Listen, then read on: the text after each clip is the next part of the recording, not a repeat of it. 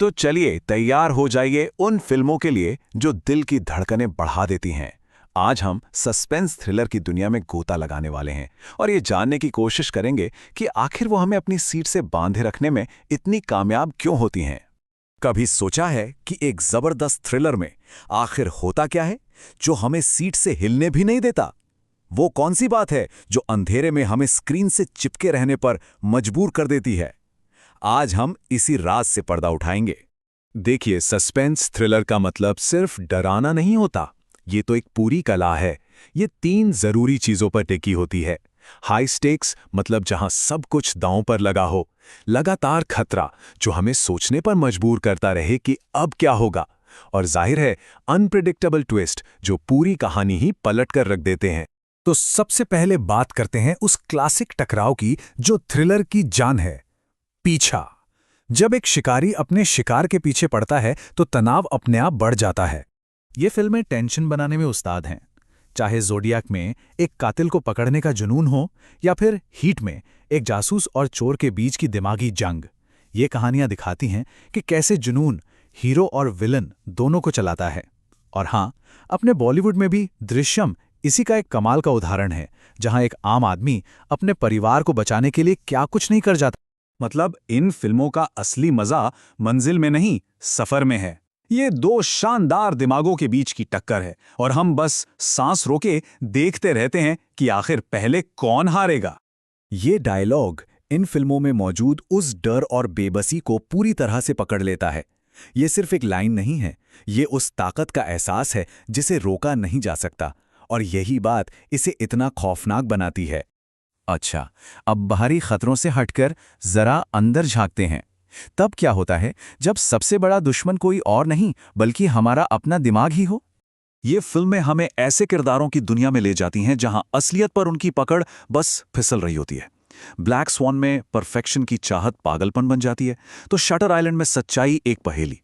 बॉलीवुड में कार्तिक कॉलिंग कार्तिक इसी थीम को बहुत दमदार तरीके से दिखाती है। यहां असली लड़ाई दिमाग के अंदर लड़ी जाती है। इन फिल्मों में दांव पर सिर्फ जान नहीं लगी है, दांव पर लगा है दिमागी संतुलन। किरदारों को उनकी आखिरी हद तक धकेल दिया जाता है और हम दर्शक भी उनके साथ उस तनाव को महसूस करते हैं। चलिए अब बात करते हैं उन फिल्मों की जिन्हें दर्शकों के दिमाग के साथ खेलने में बड़ा मजा आता है। ये वो फिल्में हैं जो कहानी को ऐसे घुमाती हैं कि हम अंत तक अंदाजा ही लगाते रह जाते हैं। गॉन गर्ल से लेकर पैरासाइट तक ये फिल्में बनी ही इसलिए हैं ताकि हमारी उम्मीदों को तोड़ सकें। ये हमें एक रास्ते पर ले जाती हैं और फिर अचानक से सब कुछ पलट जाता है। बॉलीवुड में कहानी इस तकनीक का एक बेहतरीन उदाहरण है। मेमेंटो का तो कमाल ही यही है कि हम भी हीरो की तरह ही कंफ्यूज रहते हैं। उसकी याददाश्त के टूटे फूटे टुकड़ों के साथ सच को जोड़ने की कोशिश करते रहते हैं। ये कहानी कहने का एक बिल्कुल ही अलग और शानदार तरीका है। और फिर आती है पैरासाइट की ये जबरदस्त प्लानिंग, जो एक सिंपल से प्लान की तरह शुरू होती है, वो देखते ही देखते एक भयानक मोड़ ले लेती है। ये दिखाती है कि कैसे एक धोखा हाथ से निकल सकता है और साथ ही समाज में अमीरी गरीबी के फर्क पर एक गहरी चोट भी करती है। ये टेंशन और ब्लैक कॉमेडी का एक परफेक्ट मिक्सचर है। और अब हम बात करेंगे उन फिल्मों की जो सिर्फ अच्छी नहीं हैं बल्कि मील का पत्थर हैं। ऐसी फिल्में जिन्होंने थ्रिलर जॉनरा को हमेशा के लिए बदल दिया। 1990 के दशक में 2 ऐसी फिल्में आईं जिन्होंने न सिर्फ इस जॉनर में महारत हासिल की बल्कि इसकी परिभाषा ही बदल कर रख दी। आज भी डायरेक्टर और राइटर इन फिल्मों से प्रेरणा लेते हैं।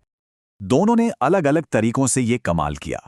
एक तरफ 7 है जो अपने निराशा भरे माहौल और उस चौंकाने वाले क्लाइमैक्स के लिए जानी जाती है, तो दूसरी तरफ है the silence of the lambs, जिसने हमें सिनेमा के सबसे यादगार विलेंस में से एक दिया।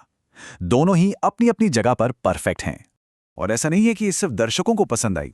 इन दोनों फिल्मों ने मिलकर 10 से ज्यादा ऑस्कर नॉमिनेशंस बटोरे और अवार्ड्स जीते, जिसमें the silence of the lambs ने तो बड़ी बड़ी कैटेगरीज में जीत हासिल की। ये उनकी कामयाबी का सबसे बड़ा सबूत है।